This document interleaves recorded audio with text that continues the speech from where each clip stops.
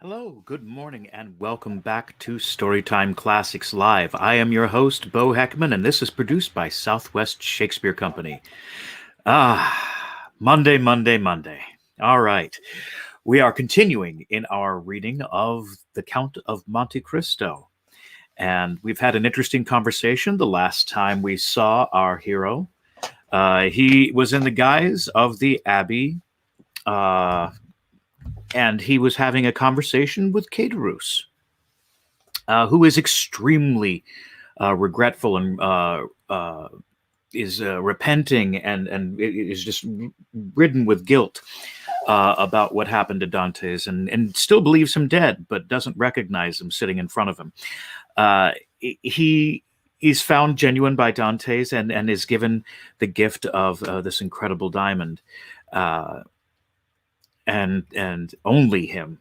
It would have been divided amongst all of his friends had it not really come out that they all sort of had a part to play in this plot. So that's where we are with the story right now. A lot of exciting things are happening. Good morning, Stanley. Yes, I don't know what's to come because I have not read ahead, and so yeah, I can't tell you. So we're in this together. We're in this together. And I guess with that, I will just jump right on in. And we're going to be starting with chapter 29, The House of Morel and Son.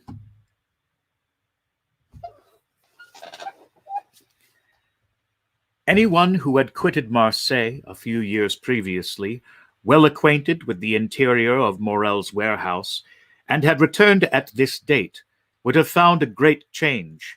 Instead of that air of life, of comfort, and of happiness that permeates a flourishing and prosperous business establishment, instead of merry faces at the windows, busy clerks hurrying to and fro in the long corridors, instead of the court filled with bales of goods, re-echoing with the cries and jokes of porters, one could have immediately perceived all aspects of sadness and gloom.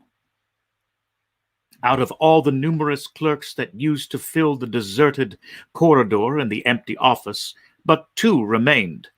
One was a young man of 23 who was in love with Monsieur Morel's daughter, and had remained with him in spite of the efforts of his friends to induce him to withdraw. The other was an old, one-eyed cashier called Cockles, or Cockeye, a nickname given him by the young men who used to throng this vast, now almost deserted beehive, and which had so completely replaced his real name that he would not, in all probability, have replied to anyone who addressed him by it. Cockles remained in Monsieur Morel's service, and a most singular change had taken place in his position. He had at the same time risen to the rank of cashier, and sunk to the rank of servant. He was, however, the same Cockles, good, patient, devoted, but inflexible on the subject of arithmetic, the only point on which he would have stood firm against the world, even against Monsieur Morel, and strong in the multiplication table, which he had at his fingers' ends, no matter what scheme or what trap was laid to catch him. In the midst of the disasters that befell the house, Cockles was the only one unmoved. But this did not arise from a want of affection. On the contrary, from a firm conviction. Like the rats that one by one forsake the doomed ship even before the vessel weighs anchor, so all the numerous clerks had by degrees deserted the office and the warehouse. Cockles had seen them go without thinking of inquiring the cause of their departure. Everything was, as we have said, a question of arithmetic to Cockles. And during 20 years he has always seen all payments made with such exactitude that it seemed as impossible to him that the house should stop payment, as it would to a miller that the river that had so long turned his mill should cease to flow. Nothing had as yet occurred to shake Cockles' belief, The last month's payment had been made with the most scrupulous exactitude. Cockles had detected an overbalance of 14 sous in his cash, and the same evening he had brought them to Monsieur Morel, who, with a melancholy smile, threw them into an almost empty drawer, saying, "Thanks, Cockles, you are the pearl of cashiers." Cockles went away perfectly happy, for this eulogium of Monsieur Morel himself, the pearl of an honest man of Marseille, flattered him more than a present of 50 crowns. But since the end of the month, Monsieur Morel had passed many an anxious hour. In order to meet the payments then due, he had collected all resources, and fearing lest the report of his distress should get bruited abroad at Marseille when he was known to be reduced to such an extremity, he went to the Beaucaire fair to sell his wife's and daughter's jewels and a portion of his plate. By this means the end of the month was past, but his resources were now exhausted. Credit, owing to the reports afloat, was no longer to be had, and to meet the 100,000 francs due on the 10th of the present month, and the 100,000 francs due on the 15th of the next month, Monsieur de Beauville, Monsieur Morel had, in reality, no hope but the return of the Pharaon, of whose departure he had learnt from a vessel which had weighed anchor at the same time, and which had already arrived in harbor. But the vessel which, like the Pharaon, came from Calcutta, had been in for a fortnight, while no intelligence had been received of the Pharaon. Such was the state of affairs when, the day after his interview with Monsieur de Beauville, the confidential clerk of the house of Thomson and French of Rome presented himself at Monsieur Morel's. Emmanuel received him. This young man was alarmed by the appearance of every new face, for every new face might be that of a new creditor, come in anxiety to question the head of the house. The young man, wishing to spare his employer the pain of this interview, questioned the newcomer, but the stranger declared that he had nothing to say to Monsieur Emmanuel, and that his business was with Monsieur Morel in person. Emmanuel sighed and summoned Cockles. Cockles appeared, and the young man bade him to conduct the stranger to Monsieur Morel's apartment. Cockles went first, and the stranger followed him. On the staircase, they met a beautiful girl of 16 or 17, who looked with anxiety at the stranger. Monsieur Morel is in this room, is he not, Mademoiselle Julie? Said the cashier. Yes, I think so, at least, said the young girl hesitatingly. Go and see, Cockles, and if my father is there, announce this gentleman. It will be useless to announce me, mademoiselle, returned the Englishman. Monsieur Morel does not know my name. This worthy gentleman has only to announce the confidential clerk of the house of Thomson and French of Rome, with whom your father does business. The young girl turned pale and continued to descend, while the stranger and Cockles continued to mount the staircase. She entered the office where Emmanuel was, while Cockles, by the aid of a key he possessed, opened a door in the corner of a landing place on the second staircase, conducted the stranger into the antechamber, opened a second door, which he closed behind him, and after having left the clerk of the house of Thomson and French alone, returned and signed to him that he could enter. The Englishman entered, and found Morel seated at a table, turning over the formidable columns of his ledger, which contained the list of his liabilities. At the sight of the stranger, Monsieur Morel closed the ledger, arose, and offered a seat to the stranger, and when he had seen him seated, resumed his own chair.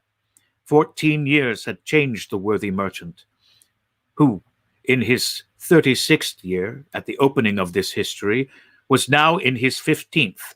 His hair had turned white.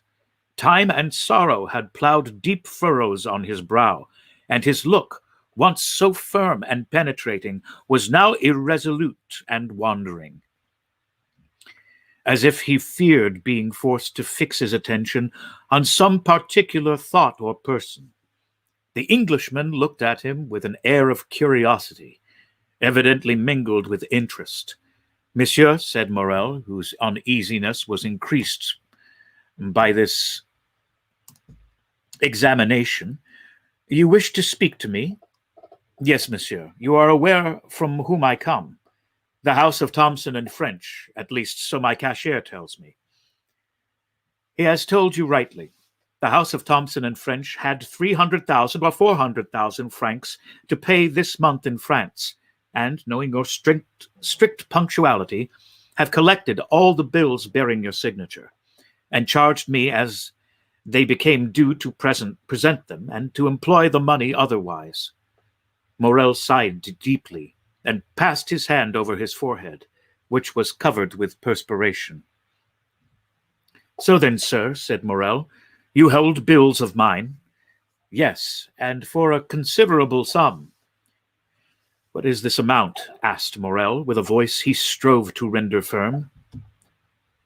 "Here is," said the Englishman, taking a quantity of papers from his pocket, "an assignment of 200,000 francs to our house by Monsieur de Beauville, the inspector of prisons, to whom they are due. You acknowledge, of course, that you owe this sum to him?" "Yes. He placed the money in my hands at 4.5% nearly 5 years ago." "When are you to pay?" "Half the 15th of this month and half the 15th of next." "Just so. And now here are 32,500 francs payable shortly. They are all signed by you, and assigned to our house by the holders." "I recognize them," said Morrel, whose face was suffused as he thought that, for the first time in his life, he would be unable to honor his own signature. "Is that all?" "No, I have for the end of the month these bills which have been assigned to us by the house of Pascal and the house of Wilde and Turner of Marseille, amounting to nearly 55,000 francs in all, 287,500 francs. It is impossible to describe what Morrel suffered during this enumeration. 287,500 francs, repeated he. "Yes, sir," replied the Englishman.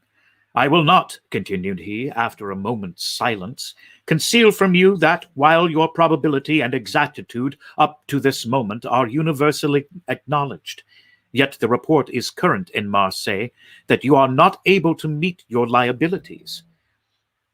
At this almost brutal speech, Morrel turned deathly pale. "Sir," said he, "up to this time, and it is now more than 24 years since I received the direction of this house from my father, who had himself conducted it for 35 years, never has anything bearing the signature of Morrel and Son been dishonored." "I know that," replied the Englishman, "but as a man of honor should answer another, tell me fairly, shall you pay these with the same punctuality?" Morrel shuddered, and looked at the man, who spoke with more assurance than he had hitherto shown. "To questions frankly put," said he, "a straightforward answer should be given. Yes, I shall pay if, as I hope, my vessel arrives safely, for its arrival will again procure me the credit which the numerous accidents of which I have been the victim have deprived me. But if the Pharaon should be lost, and this last resource be gone," the poor man's eyes filled with tears. "Well," said the other, "if this last resource fail you?" "Well, well," returned Morrel, "it is a cruel thing to be forced to say, but already used to misfortune, I must habituate myself. Shame, for I fear I shall be forced to suspend payment." "Have you no friends who could assist you?" Morrel smiled mournfully. "In business, sir," said he, "one has no friends, only correspondents." "It is true," murmured the Englishman. "Then you have but one hope." "But one?" "The last." "The last. So if this fail, I am ruined, completely ruined." As I was on my way here, a vessel was coming into port. I know it, sir.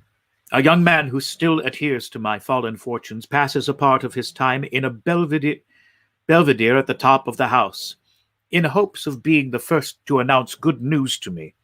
He has informed me of the arrival of this ship. And it is not yours? No. She is a Bordeaux vessel, La Gironde. She comes from India also, but she is not mine. Perhaps she has spoken to the Pharaon and brings you some tidings of her. Shall I tell you plainly one thing, sir? I dread almost as much to receive any tidings of my vessel as to remain in doubt. Uncertainty is still hope. Then, in a low voice, Morrel added, This delay is not natural. The Pharaon left Calcutta the 5th of February. She ought to have been here a month ago. What is that? Said the Englishman. What is the meaning of that noise? Oh, cried Morrel, turning pale. What is it? A loud noise was heard on the stairs of people moving hastily, and half-sifted sobs. Morrel rose and advanced to the door, but his strength failed him, and he sank into a chair. The two men remained opposite one another, Morrel trembling in every limb, the stranger gazing at him with an air of profound pity. The noise had ceased, but it seemed that Morrel expected something. Something had occasioned the noise, and something must follow. The stranger fancied he had heard footsteps on the stairs, and that the footsteps, which were those of several persons, stopped at the door. A key was inserted in the lock of the first door, and creaking of hinges was audible. There are only two persons who have the key to that door, murmured Morrel, Cockles and Julie. At this instant the second door opened, and the young girl, her eyes bathed with tears, appeared. Morrel rose tremblingly, supporting himself by the arm of that chair. He would have spoken, but his voice failed him. "Oh, father," said she, clasping her hands, "forgive your child for being the bearer of evil tidings." Morrel again changed color. Julie threw herself into his arms. "Oh, father, father," murmured she, "courage!" "The Pharaon has gone down, then?" said Morrel in a hoarse voice. The young girl did not speak, but she made an affirmative sign with her head as she lay on her father's breast. "And the crew?" asked Morrel. "Saved," said the girl, "saved by the crew of a vessel that has just entered the harbor." Morrel raised his two hands to heaven with an expression of resignation and sublime gratitude. "Thanks, my God," said he. "At least thou strikest but me alone." A tear moistened the eye of the phlegmatic Englishman. Come in," said Morrel, "for I presume you are all at the door." Scarcely had he uttered the words than Madame Morrel entered, weeping bitterly. Emmanuel followed her, and in the antechamber were visible the rough faces of 7 or 8 half-naked sailors. At the sight of these men, the Englishman started and advanced a step, then restrained himself, and retired to the farthest and most obscure corner of the apartment. Madame Morrel sat down by her husband, and took one of his hands in hers. Julie still lay with her head on his shoulder. Emmanuel stood in the center of the chamber and seemed to form the link between Morrel's family and the sailors at the door. "How did this happen?" said Morrel. "Draw nearer, Penelon," said the young man, "and tell us all about it." An old seaman, bronzed by the tropical sun, advanced, twirling the remains of a tarpaulin between his hands. "Good day, Monsieur Morrel," said he, as if he had just quitted Marseille the previous evening, and had just returned from Aix or Toulon. "Good day, Penelon," returned Morrel, who could not refrain from smiling through his tears. "Where is the captain?" "The captain, Monsieur Morrel? He has stayed behind, sick at Palma, but please God, it won't be much. and you will see him in a few days, all alive and hearty. Well now, tell your story, Penelon." Penelon rolled his quid in his cheek, placed his hand before his mouth, turned his head, and sent a long jet of tobacco juice into the antechamber, advanced his foot, balanced himself, and began. "You see, Monsieur Morel," said he, "we were somewhere between Cape Blanc and Cape Boydor, sailing with a fair breeze, south-southwest after a week's calm, when Captain Gommard comes up to me, I was at the helm, I should tell you, and says, 'Penelon, what do you think of those clouds coming up over there?' I was just then looking at them myself. 'What do you think, Captain?' 'Why, I think that they are rising faster than they have any business to do, and at that they would not be so black if they didn't mean mischief.' 'That's my opinion, too,' said the young captain, 'and I'll take precautions accordingly. We are carrying too much canvas. Avast! There, all hands, take in the studding sails, and stow the flying jib.' It was the time, and the squall was on us, and the vessel began to heel. 'Ah,' said the captain, 'we have still too much canvas set. All hands lower the mains.' 5 minutes after, I was down, and we sailed under mizzen tops and topsails and t'gallant sails." "Well, Penelon," said the captain, "what makes you shake your head?" "Why," I says, "I still think you've got too much on." "I think you're right," answered he. "We shall have a gale." "A gale? More than that. We shall have a tempest, or I don't know what's what."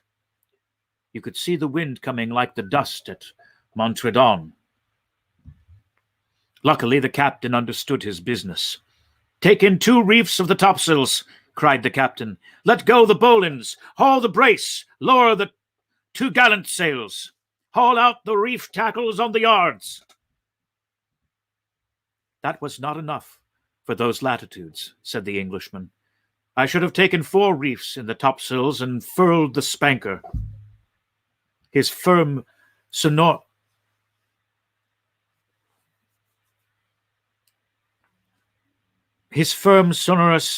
and unexpected voice made everyone start. Penelon put his hand over his eyes, and then stared at the man who thus criticized the maneuvers of his captain. "We did better than that, sir," said the old sailor respectively. "We put the helm up to run before the tempest. 10 minutes after, we struck our topsails and scuttled under bare poles." "The vessel was very old to risk that," said the Englishman. "Eh? It was that did the business. After pinching heavily for 12 hours, we sprung a leak." "Penelon," said the captain, "I think we are sinking. Give me the helm and go down into the hold." I gave him the helm and descended. There was already 3 feet of water. "All hands to the pumps," I shouted. But it was too late, and it seemed the more we pumped, the more came in. "Ah," said I, after 4 hours' work, "since we are sinking, let us sink. We can die but once." "That's the example you set, Penelon," cries the captain. "Very well, wait a minute." He went into his cabin and came back with a brace of pistols. "I will blow the brains out of the first man who leaves the pump," said he. "Well done," said the Englishman. "There's nothing gives you so much courage as good reasons," continued the sailor. "And during that time the wind had abated and the sea gone down, but the water kept rising. Not much, only 2 inches an hour, but still it rose. 2 inches an hour does not seem much, but in 12 hours that makes 2 feet, and in 3 we had before that makes 5. "Come," said the captain, "we have done all in our power, and Monsieur Morel will have nothing to reproach us with." Pause for a moment while we listen to my dogs. As Dracula once said, "Listen to them. What sweet music they make." The children of the night. All right, that was a different novel. Picking up again. We have done all in our power, said Monsieur Morel. We have nothing to reproach us with. We have tried to save the ship. Let us now save ourselves. To the boats, my lads, as quick as you can. Now, continued Penelon, you see, Monsieur Morel, as a sailor it is attached to this ship, but still more to his life. So we did not wait to be told twice. The more so, the ship was sinking under us, and seemed to say, get along, save yourselves. We soon launched the boat, and all 8 of us got into it. The captain descended last, or rather, he did not descend. He would not quit the vessel. So I took him round the waist and threw him into the boat, and then I jumped in after him. It was time, for just as I jumped the deck burst with a noise like the broadside of a man of war.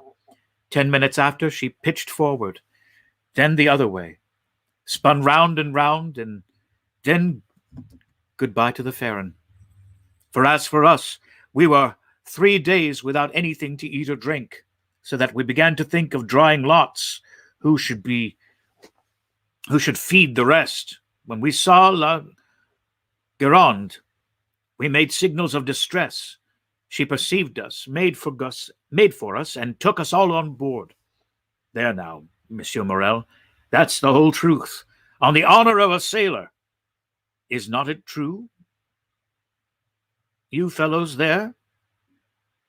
A general murmur of approbation showed that the narrator had faithfully detailed their misfortunes and sufferings. Well, well, said Morel, I know there was no one in fault but destiny. It was the will of God that this should happen. Blessed be his name. What wages are due to you? Oh, don't let us talk of that, Monsieur Morel. Yes, but we will talk of it. Oh, then, 3 months.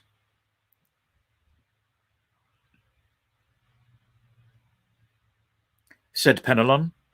Cockles, pay 200 francs to each of these good fellows, said Morel. At another time, added he, I should have said, give them besides 200 francs over as a present, but times have changed, and the little money that remains to me is not my own. Penelon turned to his companions and exchanged a few words with them. As for that, Monsieur Morel, said he, again turning his quid, as for that. As for what? The money.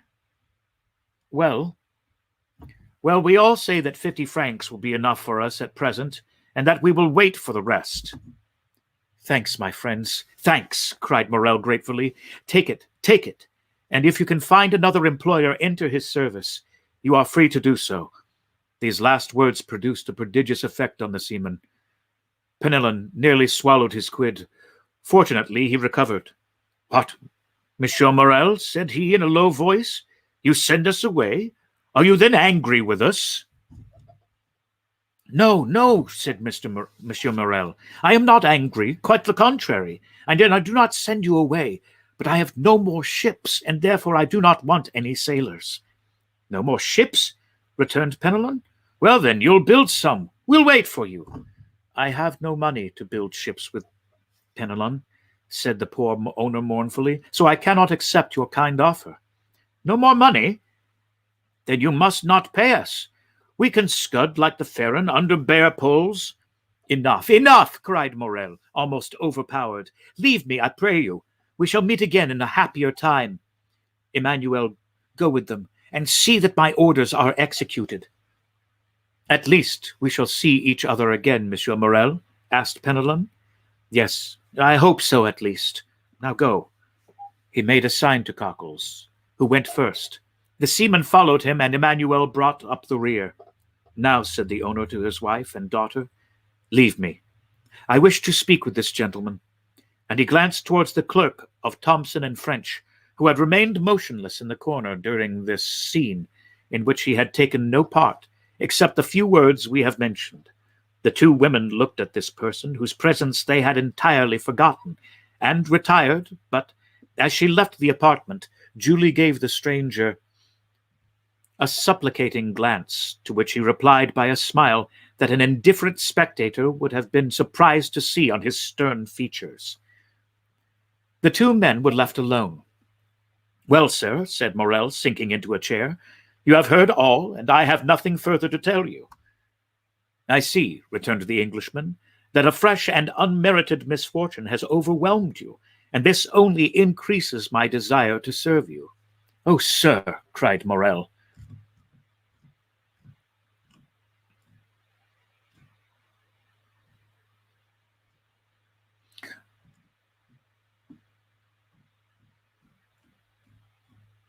I seem to have lost my place.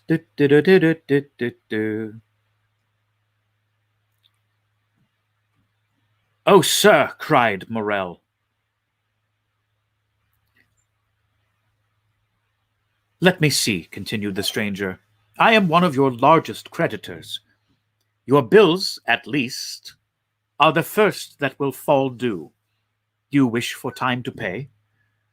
A delay would save my honor and consequently my life." "How long a delay do you wish for?" Morrel reflected. "2 months," said he. "I will give you 3, replied the stranger. "But," asked Morrel, "will the house of Thomson and French consent?" "Oh, I take everything on myself. Today is the 5th of June. "Yes." "Well, renew these bills up to the 5th of September, and on the 5th of September at 11 o'clock, the hand of the clock pointed to 11, I shall come to receive the money." "I shall expect you," returned Morrel, "and I will pay you, or I shall be dead." These last words were uttered in so slow a tone that the stranger could not hear them. The bills were renewed, the old ones destroyed, and the poor ship owner found himself with 3 months before him to collect his resources. The Englishman received his thanks with the phlegm particular to his nation, and Morrel, overwhelming him with grateful blessings, conducted him to the staircase. The stranger met Julie on the stairs. She pretended to be descending, but in reality she was waiting for him. "Oh, sir," said she, clasping her hands. "Mademoiselle," said the stranger, "one day you will receive a letter signed Sinbad the Sailor. Do exactly what the letter bids you, however strange it may appear." "Yes, sir," returned Julie. "Do you promise?" "I swear to you I will." "It is well. Adieu, mademoiselle. Continue to be the good, sweet girl you are at present, and I have great hopes that heaven will reward you by giving you Emmanuel for a husband." Julie uttered a faint cry, blushed like a rose, and leaned against the baluster. The stranger waved his hand and continued to descend. In the court, he found Penelon, who, with a rouleau of 100 francs in either hand, seemed unable to make up his mind to retain them. "Come with me, my friend," said the Englishman. "I wish to speak to you." Chapter 30. The 5th of September. The extension provided for by the agent of Thomson and French, at the moment when Morrel expected it least, was to the poor shipowner so decided a stroke of good fortune that he almost dared to believe that fate was at length grown weary of wasting her spite upon him. The same day he told his wife, Emmanuel, and his daughter all that had occurred, and a ray of hope, if not tranquillity, returned to the family. Unfortunately, however, Morrel had not only engagements with the house of Thomson and French, who had shown themselves so considerate towards him, and as he had said, in business he had correspondents and not friends.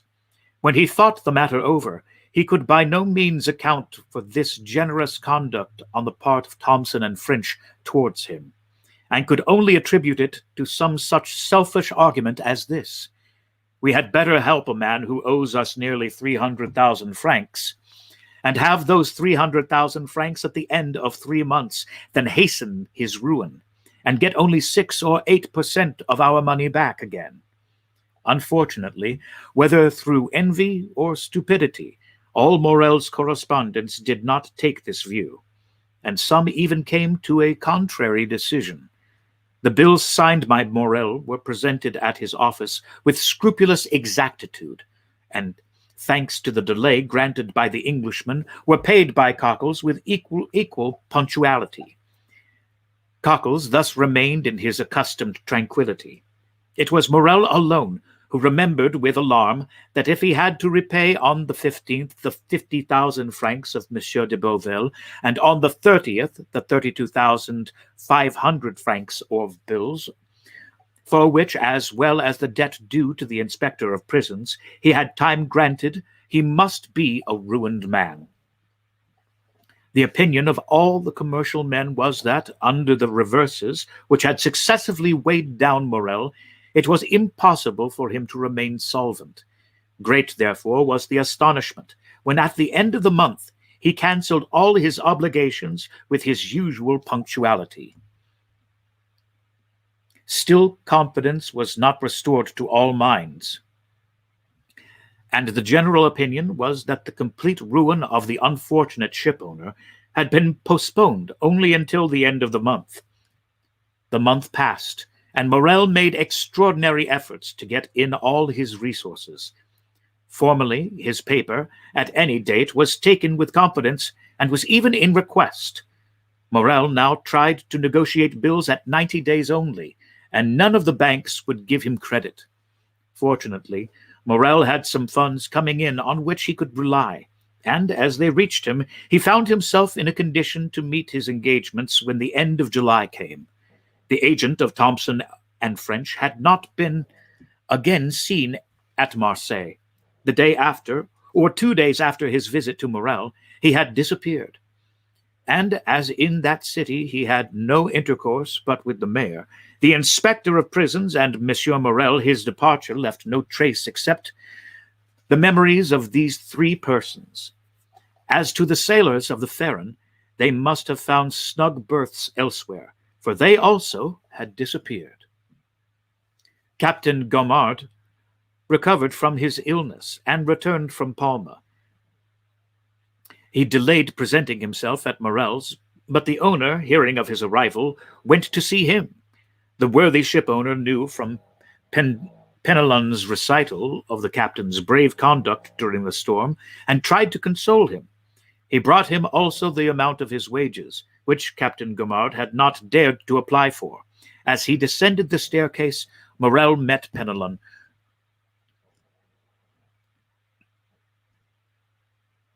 who was going over his father. He was a strong-minded, upright young man. At the time when he decided on his profession, his father had no desire to choose for him, but had consulted young Maximilian's taste. He had at once declared for a military life, and let's try that again. As he descended the staircase, Morel met Penelon, who was going up. That makes more sense now, doesn't it? Penelon had, it would seem, made good use of his money, for he was newly clad. When he saw his employer, the worthy tar seemed much embarrassed, drew on one side into the corner of the landing place, passed his quid from one cheek to the other, stared stupidly with his great eyes, and only acknowledged the squeeze of the hand which Morel, as usual, gave him by a slight pressure in return. Morel attributed Penelon's embarrassment to the elegance of his attire. It was evident that the good fellow had not gone to such an expense on his own account. He was, no doubt, engaged on board some other vessel, and thus his bashfulness arose from the fact of his not having, if we may so express ourselves, worn mourning for the Pharaon longer. Perhaps he had come to tell Captain Gaumard of his good luck, and to offer him employment from his new master. "Worthy fellows," said Morel, as he went away, "may your new master love you as I loved you, and be more fortunate than I have been." August rolled by in unceasing efforts on the part of Morel to renew his credit or revive the old. On the 20th of August, it was known at Marseille that he had left town in the mail coach, and then it was said that the bills would go to protest at the end of the month, and that Morel had gone away and left his chief clerk, Emmanuel, and his cashier, Cockles, to meet the creditors. But contrary to all expectation, when the 31st of August came, the house opened as usual, and Cockles appeared behind the grating of the counter, examined all bills present with the usual scrutiny, and from first to last paid all with the usual precision. There came in, moreover, 2 drafts which Monsieur Morel had fully anticipated, and which Cockles paid as punctually as the bills which the ship owner had accepted. All this was incomprehensible. And then, with the tenacity peculiar to prophets of bad news, the failure was put off until the end of September. On the 1st, Morel returned. He was awaited by his family with extreme anxiety, for from this journey to Paris they hoped great things.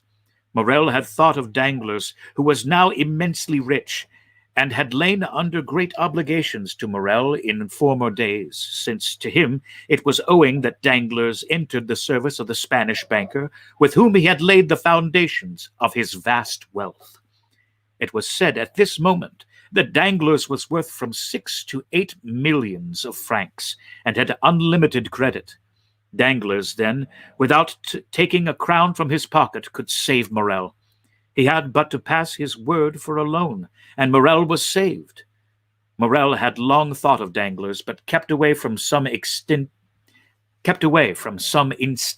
motive, and had delayed as long as possible, availing himself of this last resource.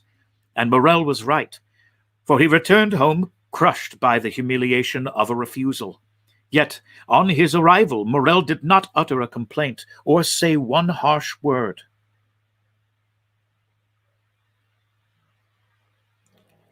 He embraced his weeping wife and daughter, pressed Emmanuel's hand with friendly warmth, and then, going to his private room on the 2nd floor, had sent for Cockles. Then, said the 2 women to Emmanuel, we are indeed ruined. It was agreed in a brief council held among them that Julie would write to her brother, who was in garrison at Nimes, who come to them as speedily as possible. The poor women felt instinctively like they required all their strength to support the blow that impended. Besides Maximilian Morel, though hardly 22, had great influence over his father. He was strong-minded. He was a strong-minded, upright young man. At the time when he decided on his profession, his father had no desire to choose for him, but had consulted young Maximilian's taste.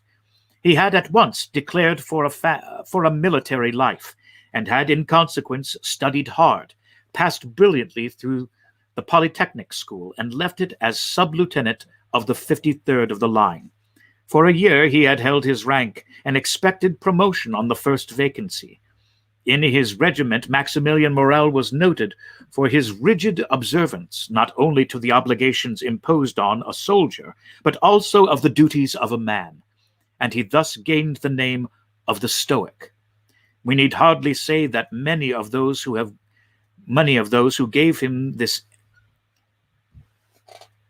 epithet repeated it because they had heard it, and did not even know what it meant.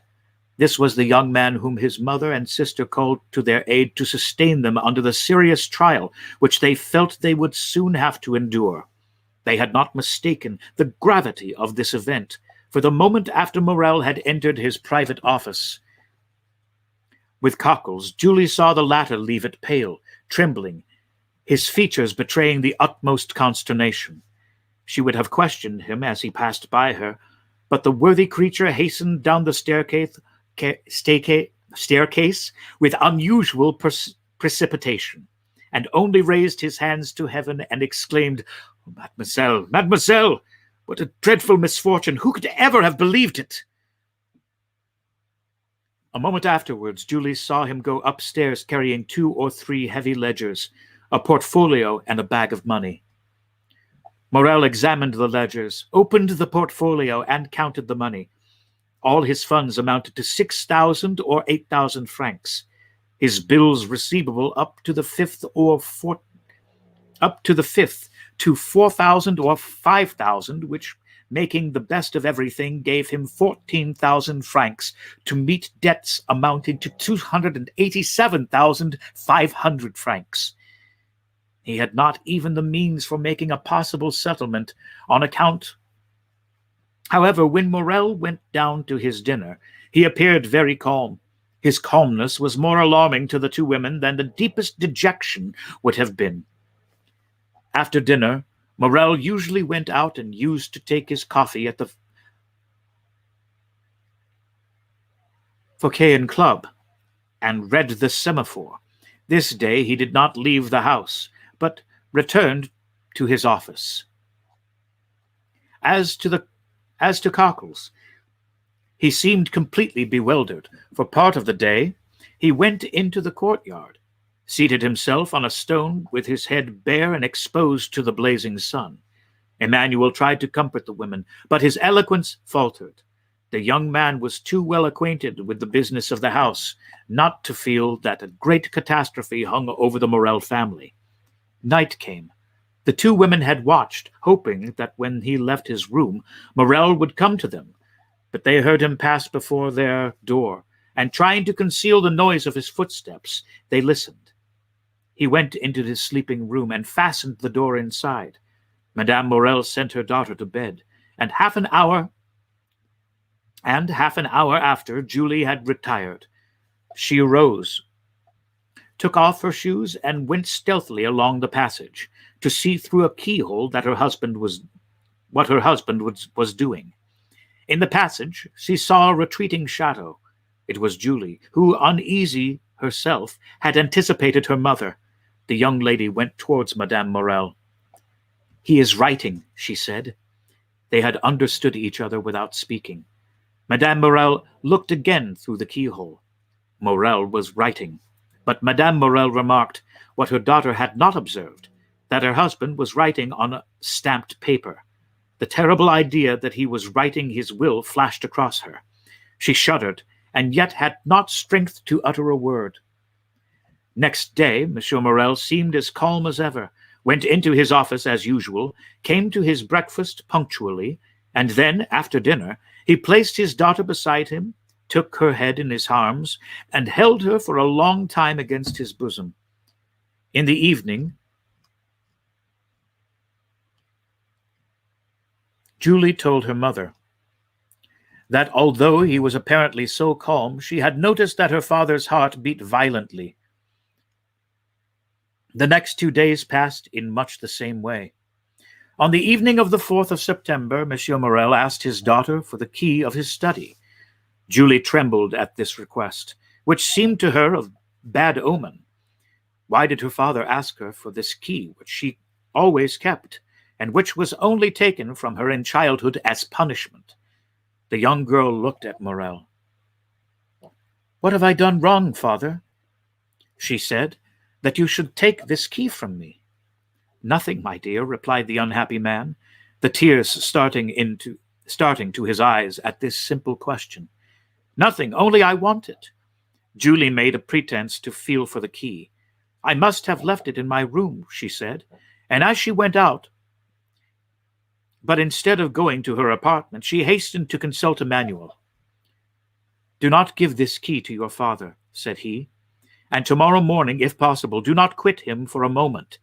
She questioned Emmanuel, but he knew nothing, or would not say what he knew.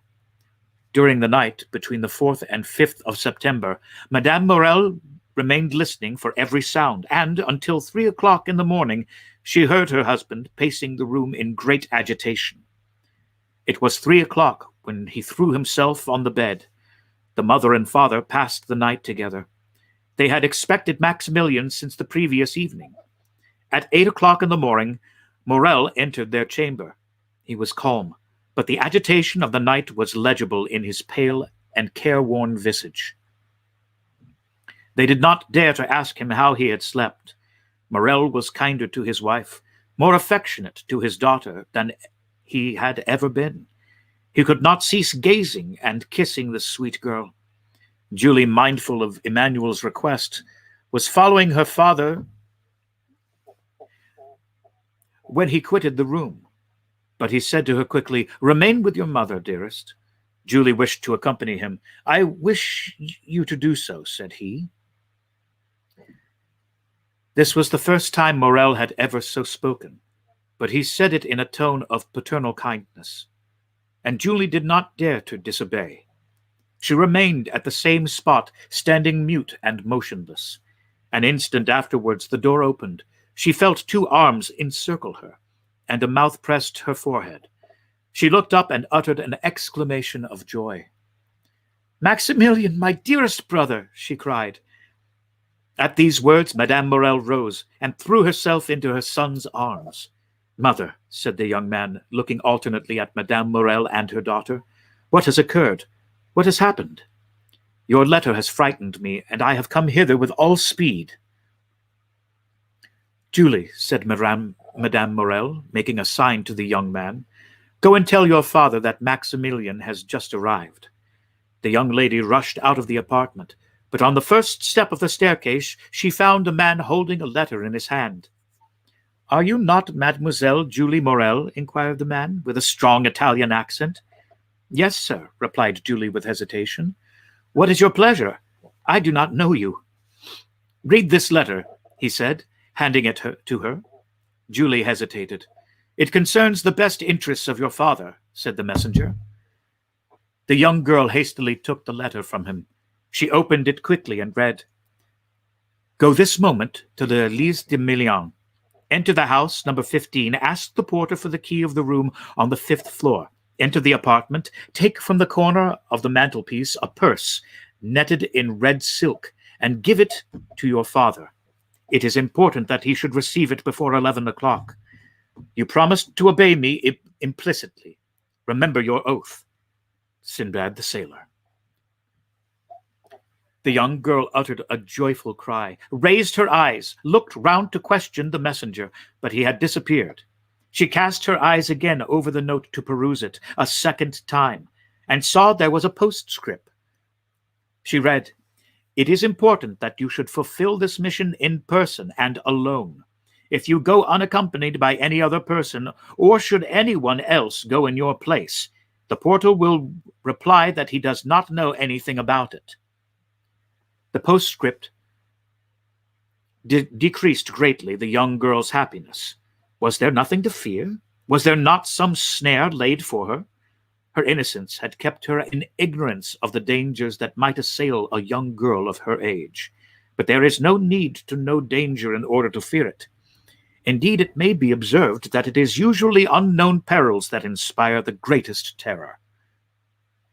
Julie hesitated, and resolved to take counsel.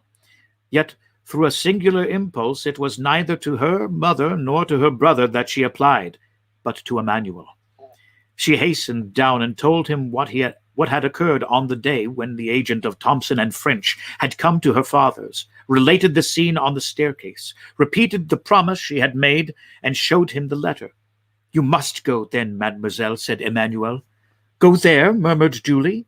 "Yes, I will accompany you." "But did you not read that I must go alone?" said Julie. "And you shall be alone," replied the young man. "I will await you at the corner of the Rue de Moussy. And if you are so long absent as to make me uneasy, I will hasten to rejoin you, and woe to him of whom you shall have cause to complain to me." "Then, Emmanuel," said the girl with hesitation, "is it your opinion that I should obey this invitation?" "Yes. Did not the messenger say your father's safety depended upon it?" "But what danger threatens him, then, Emmanuel?" she asked. Emmanuel hesitated for a moment, but his desire to make Julie decide immediately made him reply. "Listen," he said. "Today is the 5th of September, is it not?" "Yes." "Today, then, at 11 o'clock, your father has nearly 300,000 francs to pay." "Yes, we know that." "Well, then," continued Emmanuel, "we have not 15,000 francs in the house." "What will happen then?" "Why, if today before 11 o'clock your father has not found someone who will come to his aid, he will be compelled at 12 o'clock to declare himself a bankrupt. Oh, come then, come, cried she, hastening away with the young man. During this time, Madame Morrel had told her son everything. The young man knew quite well that after the succession of misfortunes which had befallen his father, great changes had taken place in the style of living and housekeeping, but he did not know that matters had reached such a point. He was thunderstruck. Then, rushing hastily out of the apartment, he ran upstairs, expecting to find his father in his study, but he rapped there in vain. While he was yet at the door of the study, he heard the bedroom door open, turned, and saw his father. Instead of going direct to his study, Monsieur Morrel had returned to his bedchamber, which he was only this moment quitting. Morrel uttered a cry of surprise at the sight of his son, of whose arrival he was ignorant. He remained motionless on the spot, pressing with his left hand something he had concealed under his coat. Maximilian sprang down the staircase and threw his arms around his father's neck, but suddenly he recoiled and placed his right hand on Morrel's breast. "Father," he exclaimed, turning pale as death, "what are you going to do with that brace of pistols under your coat?" "Oh, this is what I feared," said Morrel. "Father, father, in heaven's name," exclaimed the young man, "what are those weapons for?" "Maximilian," replied Morrel, looking fixedly at his son, "you are a man, and a man of honor. Come, and I will explain to you." And with a firm step, Morrel went up to his study, while Maximilian followed him, trembling as he went. Morrel opened the door and closed it behind his son. Then, crossing the anteroom, went to his desk on which he placed the pistols, and pointed with his finger to an open ledger. In this ledger was made out an exact balance sheet of his affairs Morrel had to pay. Within half an hour, 287,500 francs. All he possessed was 15,257 francs. "Read," said Morrel. The young man was overwhelmed as he read. Morrel said not a word. What could he say? What need he add such a desperate proof in figures? "And have you done all is possible, father, to meet this disastrous result?" asked the young man after a moment's pause. "I have," replied Morrel. "You have no money coming in on which you can rely?" "None." "You have exhausted every resource?" "All."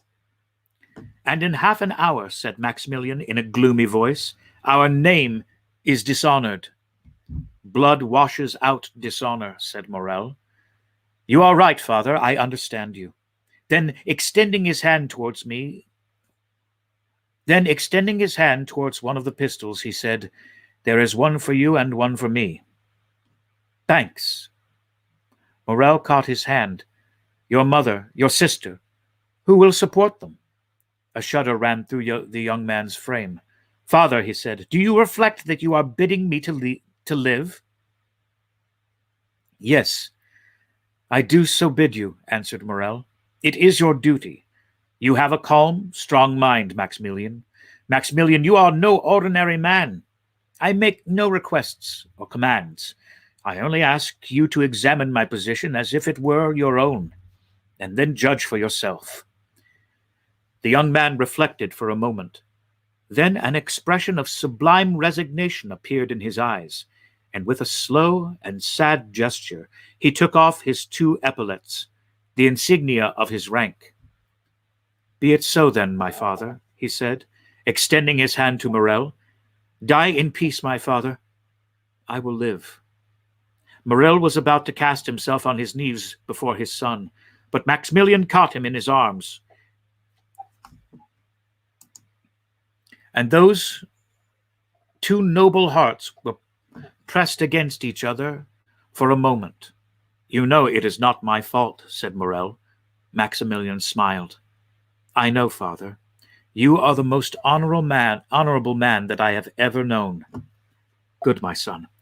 And now there is no more to be said. Go and rejoin your mother and sister." "My father," said the young man, bending his knee, "bless me."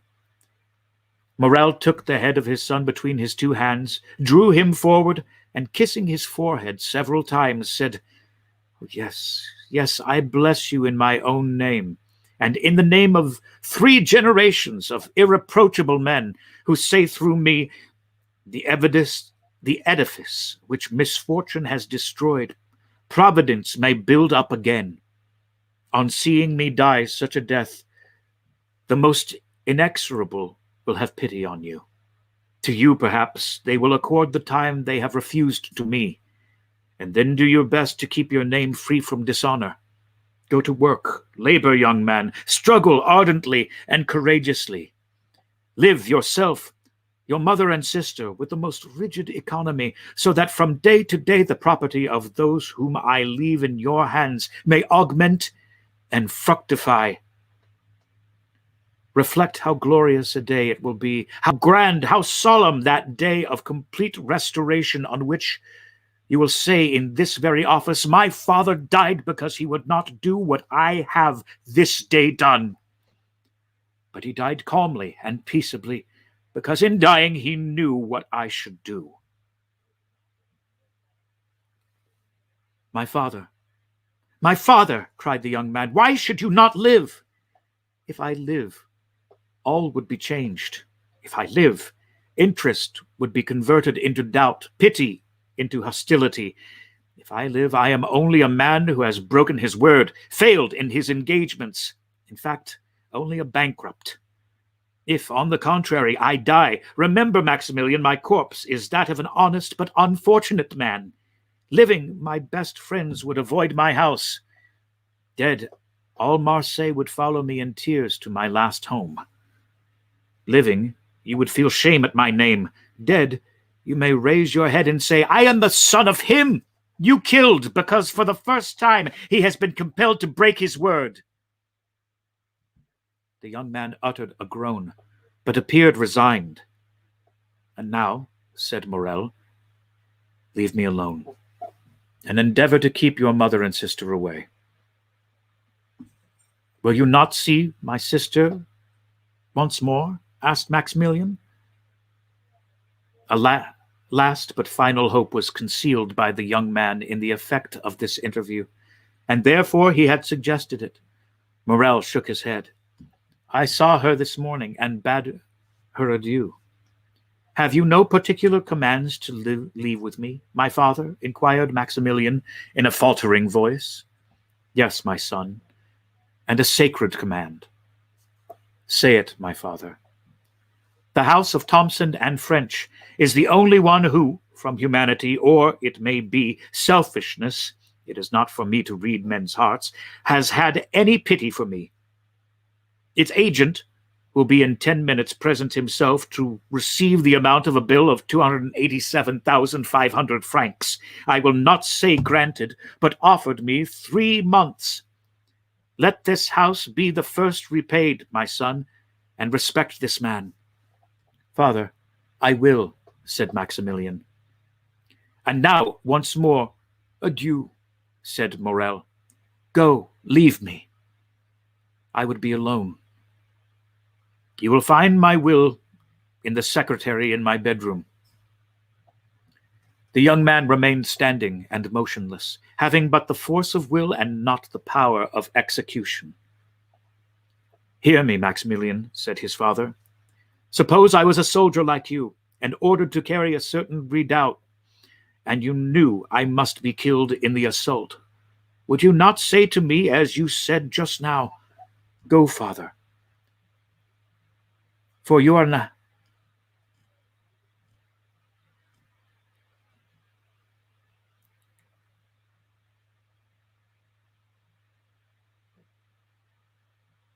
for you are dishonored by delay, and death is preferable to shame.'" "Yes, yes," said the young man, "yes." And once again embracing his father with convulsive pressure, he said, "Be it so, my father."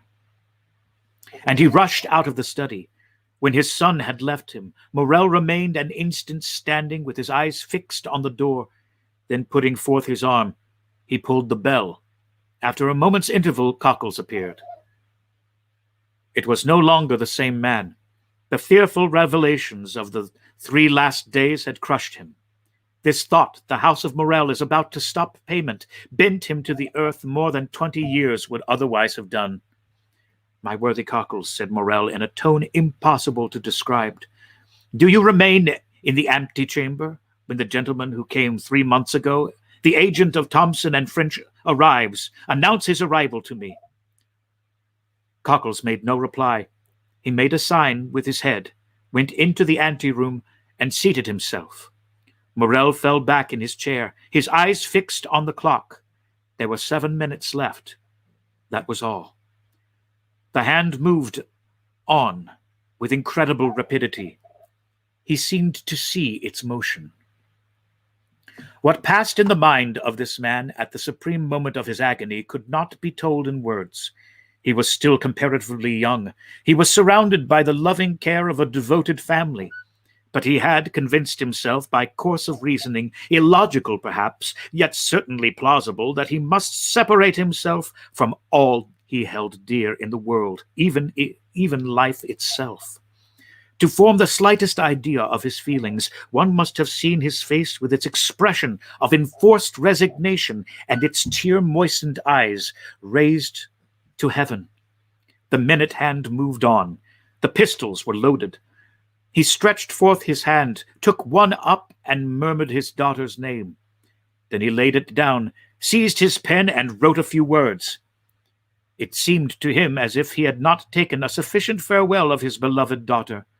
Then he turned again to the clock, continuing time now not by minutes, but by seconds.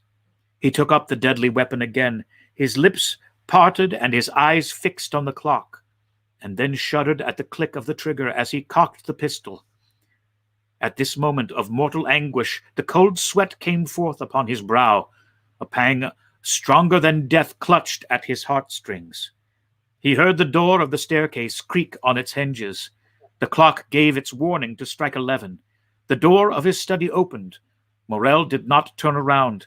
He expected these words of Cockles: "The agent of Thomson and French." He placed the muzzle of the pistol between his teeth. Suddenly he heard a cry. It was his daughter's voice. He turned and saw Julie. The pistol fell from his hands. "My father!" cried the young girl, out of breath and half dead with joy. "Saved! You are saved!" And she threw herself into his arms, holding in her extended hand a red netted silk purse. "Saved, my child?" said Morel. "What do you mean?" "Yes, saved. Saved! See? See?" said the young girl. Morel took the purse, and started as he did so, for a vague remembrance reminded him that it once belonged to himself. At one end was the receipted bill for the 287,000 francs, and at the other was a diamond as large as a hazelnut, with these words on a small slip of parchment: "Julie's dowry." Morel passed his hand over his brow. It seemed to him a dream. At this moment the clock struck 11. He felt as if each stroke of the hammer fell upon his heart. "Explain, my child," he said. "Explain, my child," he said. "Explain, where did you find this purse?" "In a house in the Élysée de Melian, number 15, on the corner of a mantelpiece in a small room on the 5th floor." "But," cried Morel, "this purse is not yours." Julie handed to her father the letter she had received in the morning. "And did you go alone?" asked Morel after he had read it. "Emmanuel accompanied me, father. He was to have waited for me at the corner of the Rue de Musset. But, strange to say, he was not there when I returned." "Monsieur Morel," exclaimed a voice on the stairs. "Monsieur Morel!" "It is his voice," said Julie. "It is the moment Emmanuel—" At this moment Emmanuel entered, his countenance full of animation and joy. "The Pharaon!" he cried. "The Pharaon!" What? The Pharaon? Are you mad, Emmanuel? You know the vessel is lost." "The Pharaon, sir. They say the signal, the Pharaon." "The Pharaon is entering the harbor." Morel fell back in his chair. His strength was failing him.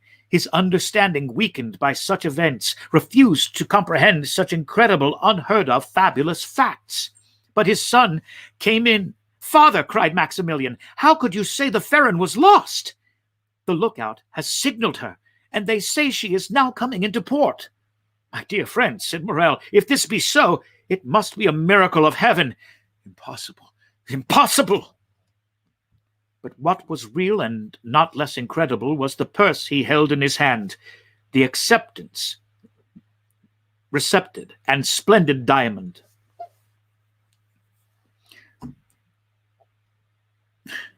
"Ah, sir," exclaimed Cockles, "what can it mean?"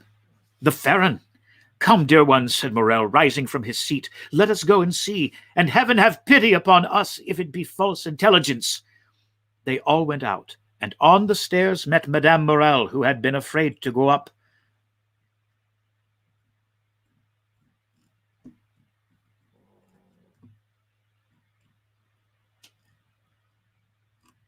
And lost my place.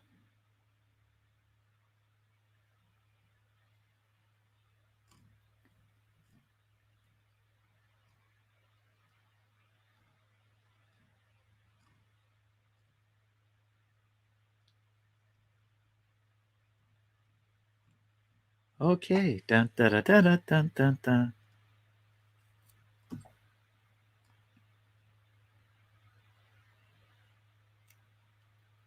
Up to the study. The study. Were we all guessing where she was going? Okay. In a moment, they were at the Canneberg. There was a crowd on the pier. All the crowd gave way before Morrel. "The Pharaon! The Pharaon!" said every voice.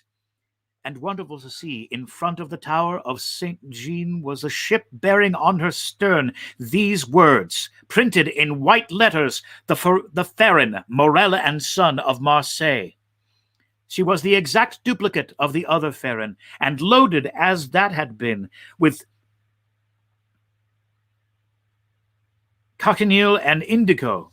She cast anchor, clewed up sails, and on the deck was Captain Gaumard giving orders, and good old Penelon making signals to Monsieur Morrel. To doubt any longer was impossible.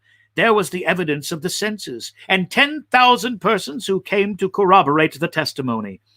As Morrel and his son embraced on the pierhead in the presence and amid the applause of the whole city witnessing this event, a man, with his face half covered by a black beard, and who, concealed behind the sentry box, watched the scene with delight, uttered these words in a low tone: "Be happy, noble heart.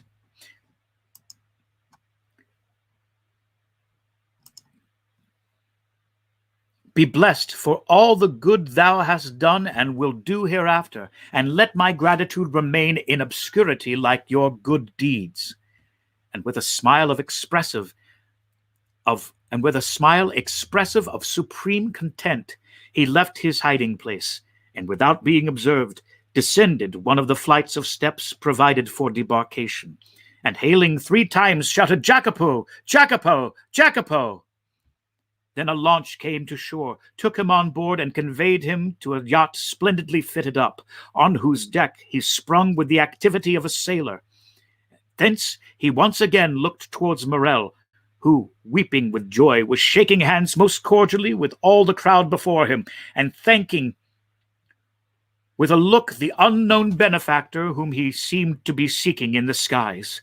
"But now," said the unknown, "farewell kindness, humanity, and gratitude. Farewell to all the feelings that expand the heart.